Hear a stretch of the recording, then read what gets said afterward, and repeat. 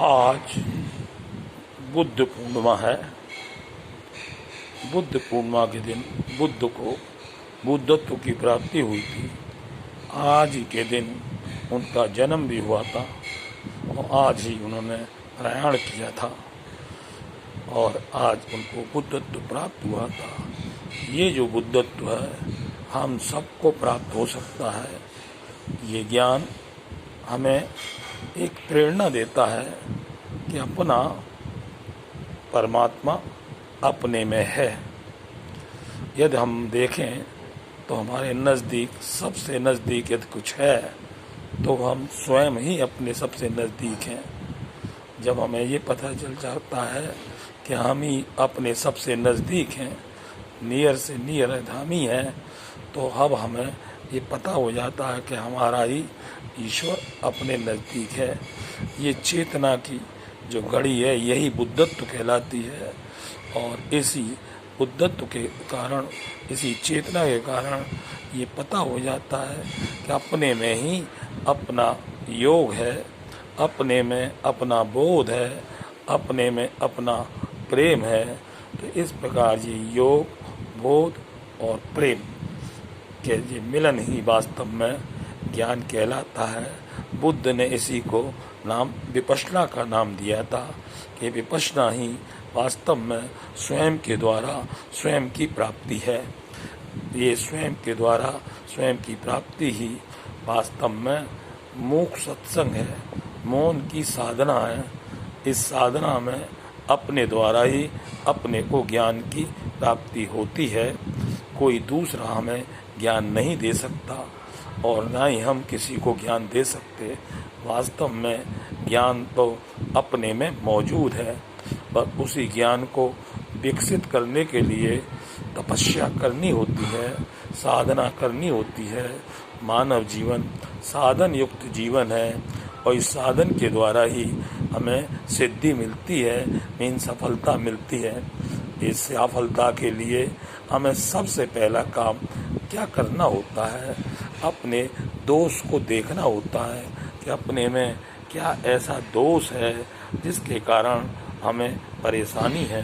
तो जिस समय हमें हमारा दोष यानी हमारी भूल पता चल जाती है तो हमारा विकास चालू हो जाता है, क्योंकि हम भूल से और कुछ नहीं, जो चीज़ अपनी नहीं है उसे अपनी मानने लगे हैं और जो चीज़ अपनी नहीं है उसे अपना मानना यही अज्ञान है। और इसी अज्ञान के कारण हम ज्ञान हमें नहीं मिलता। तो इसलिए सबसे पहली चीज़ है अज्ञान की निवृत्ति। अब अज्ञान की निवृत्ति होते ही ज्ञान हमारे अंदर स्वतः प्रकट होने लगता है और वही ज्ञान हमारे को निर्मम, निष्काम, अचाह, अकिंचन, अप्रयत्न करके शांत और स्वाधीन बनाता है। जैसे जैसे हमारा शांति में प्रवेश होता जाता है वैसे वैसे स्वाधीनता भी अपने अंदर आती जाती है। शांति और स्वाधीनता में यदि रमण न करें तो हमारे अंदर स्वतः ही रस की अभिव्यक्ति होती है। ये रस कहीं बाहर से आता हो ऐसी बात नहीं है, ये रस भी अपने में ही है। ऐसे जैसे परमात्मा अपने में ही है, शांति अपने में ही है, स्वाधीनता अपने में ही है, रस अपने में ही है, तो सब कुछ अपने में होते हुए भी हम इससे दूर क्यों हो गए? इसका एक ही कारण है अविद्या। अविद्या ने अस्मिता को जन्म दिया, अस्मिता ने राग को जन्म दिया, राग ने द्वेष को जन्म दिया, द्वेष ने भय को जन्म दिया। इसलिए भयभीत प्राणी ना शांति पाता है, ना मुक्ति पाता है, ना भक्ति पाता है। इसलिए निर्भयता हमारे जीवन में कब आती है? तो उस निर्भयता की आगमन जब ही होता है जब अपने में कोई दोष ना रहे। और ये दोष वास्तव में दूसरों के देख देख कर हम आने अंदर आ जाते हैं। इसलिए एक व्रत लेना होता है कि अब हम दोष दूसरे के नहीं देखेंगे, दोष दूसरे के नहीं देखेंगे तो हमारे पास दूसरे के दोष नहीं आएंगे और अपने दोष देख करके उनको निकाल बाहर करेंगे। क्यों? दोषों के कारण ही मानव की परिवर्तन हो जाता है। दोष पराये देख के चले हसंत हसंत, अपनों एक उना तो जाको आदिनांत। इसलिए अपने में क्या दोष है, इसी के लिए कहा है अपना निरीक्षण करो, और समय समय पर निरीक्षण करो। जागने के बाद करो, सोने से पहले करो, अपना निरीक्षण करो। अपने निरीक्षण में देखो कि यदि मैंने कोई भूल की है तो उसी समय निर्णय लो कि ये भूल अब मैं दोबारा नहीं करूँगा। अच्छा, यदि हम दोबारा भूल नहीं करेंगे तो भूल हमसे नहीं होगी। तो इसलिए हमारा पहला दायित्व है भूल को देखना और भूल को मिटाना। फिर ज्ञान तो अपने पास है, विचार तो अपने पास है, और वो विचार अपना उन्नति की ओर ले जाता है। अपना विचार ही हमारी प्रगति करता है। हम जब तक दूसरे का सुधार करते रहेंगे तो कोई का सुधार नहीं हो सकता। सुधार तो हमें करना है तो अपना ही सुधार करना है। वो उसके लिए नियम यही कहता है कि ये ज्ञान है अपने लिए, बल है जगत के लिए, और विश्वास है परमात्मा के लिए। तो बल, ज्ञान और विश्वास, ये त्रिपुटी तो हमारे पास तीनों चीज़ें हमेशा से मौजूद हैं। अब ये त्रिपुटी में क्या भूल होती है कि हम कहीं का कहीं कुछ करते रहते हैं। जैसे बल जगत के लिए है, नहीं, सेवा का जो दायित्व है वो हमारे शरीर का धर्म है। शरीर के द्वारा और हम कुछ कर भी नहीं सकते, केवल कर सकते हैं तो सेवा कर सकते हैं। और अपने द्वारा हम क्या कर सकते हैं, अपने द्वारा हम अपने ज्ञान को अर्जित कर सकते हैं। अपने में ही अपना ज्ञान मौजूद है। कोई ज्ञान कहे बाहर से आएगा नहीं, ज्ञान तो आपके पास है ही। हाँ, सत्संग की बैठकों में बैठने से ज्ञान तो अपने पास ही होता है। होता क्या है, अज्ञान की निवृत्ति होती है। अज्ञान की निवृत्ति होती है तो ज्ञान तो अपने पास पहले से ही था, तो वो कहीं से आता नहीं और कहीं जाता नहीं। इसलिए ज्ञान के द्वारा एक साधन है, और ये साधन ज्ञान में क्या देता है हमको, ये देता है हमको असंगता। ज्ञान का साधन देता है असंगता, सेवा का साधन देता है कर्तव्य परायणता। और इस प्रकार कर्तव्य परायणता के द्वारा, असंगता के द्वारा हमें क्या मिलता है, तो कर्तव्य के द्वारा सेवा मिलती है, और ज्ञान के द्वारा असंगता आती है जीवन में। असंगता हमारे विकास का बहुत बड़ा मूल है। देख कर भी हम असंग होना सीख जाएं तो वास्तव में हमें देखना चाहिए हमारे संग कौन है, तो पता चलेगा हमारे साथ हम ही है और कोई दूसरा हमारे साथ है नहीं। ना कोई आज तक हमारे साथ हुआ है और ना कोई साथ आया। अकेले आए थे, अकेले जाएंगे, हैं भी अकेले ही। तो उस अकेलेपन का जो साधन है वो ही विपश्यना कहलाती है। और ये विपश्यना हमें अपने में सीमित करके अपने में रखने की कोशिश करती है। इसके द्वारा हमारा योग हो जाता है, बोध हो जाता है, प्रेम हो जाता है। और ये जो प्रेम है मानव जीवन की पराकाष्ठा है।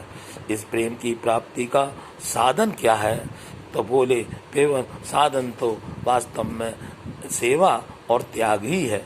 सेवा से जीवन जगत के लिए उपयोगी होता है, त्याग से जीवन अपने लिए उपयोगी होता है, और प्रेम से जीवन सबके लिए उपयोगी होता है। जो चीज़ सबके लिए उपयोगी है वो भी मानव के पास है, जो चीज़ अपने लिए है वो भी मानव के पास मौजूद है, और जो चीज़ जगत के लिए, परिवार के लिए, वो भी अपने पास है।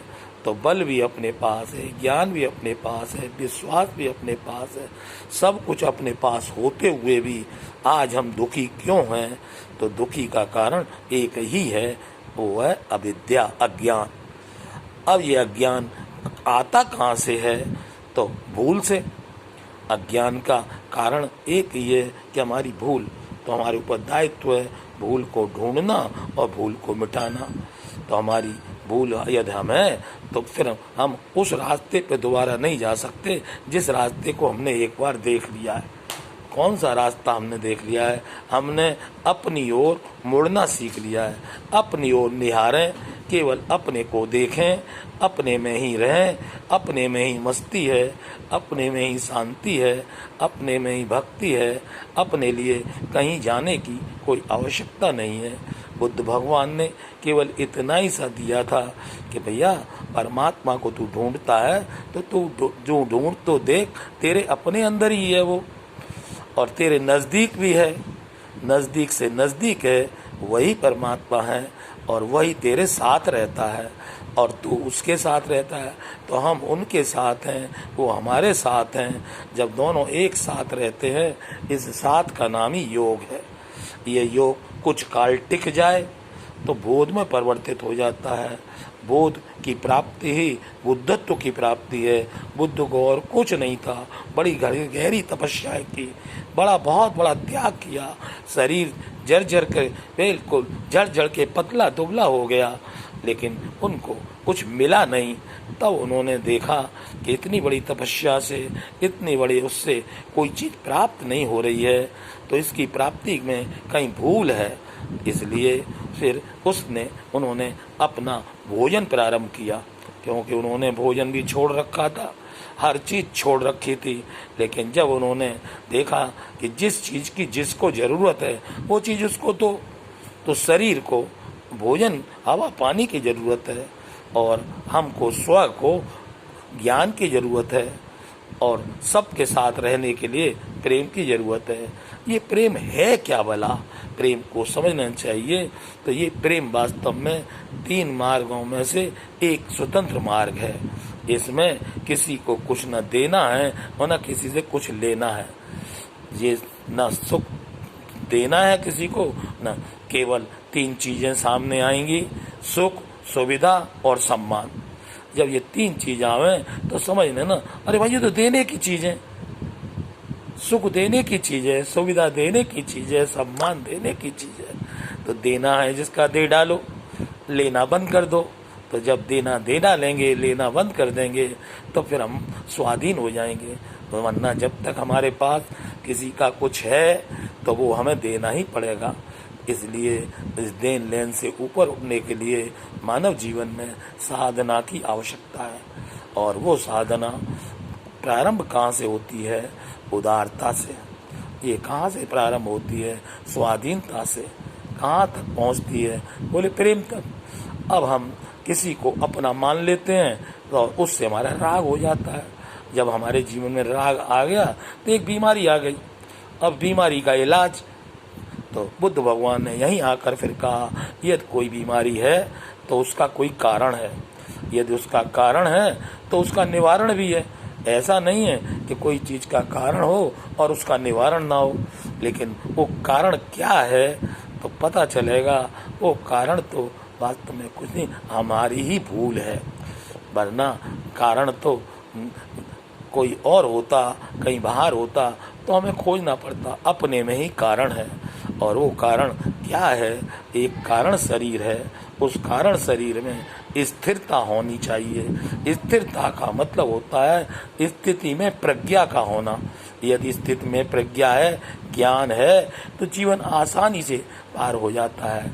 क्योंकि स्थूल शरीर में क्रिया है, सूक्ष्म शरीर में चिंतन है, लेकिन जो कारण शरीर है उसमें स्थिरता है। अब स्थिरता के कारण हमें उस स्थिति में प्रज्ञा का आना आवश्यक होता है। तो स्थित प्रज्ञ के जो लक्षण हैं वो गीता में अलग से बताएं कि स्थित प्रज्ञ का लक्षण उसकी रहनी क्या है।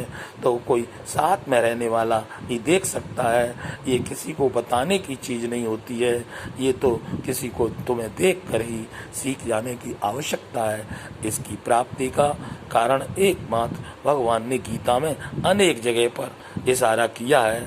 हे मानव, तू कार्यम कर्म कर, कार्यम कर्म से तेरा विकास होगा। वो कार्य मत कर जो तुझे करने का नहीं है। तो हमें कार्यम कर्म में बताया क्या कि वो ये बताया, इंद्रियां अविषय हो, मन निर्विकल्प हो, बुद्धि सम हो, और इस बुद्धि की समता में ही योग की पूर्णता में बोध, और बोध की पूर्णता में प्रेम निश्चित है। तो इस प्रेम की प्राप्ति के लिए ही बहुत हमारा साधन है। और ये प्रेम ऐसी है, प्रेम देने से प्रेम बढ़ता है, प्रेम लेने की आवश्यकता नहीं है। प्रेम की हमारे पास कोई कमी नहीं है, रस से भरपूर हैं हम, लेकिन वो रस सूख क्यों गया है? क्योंकि हमने सुख लेना चालू कर दिया है।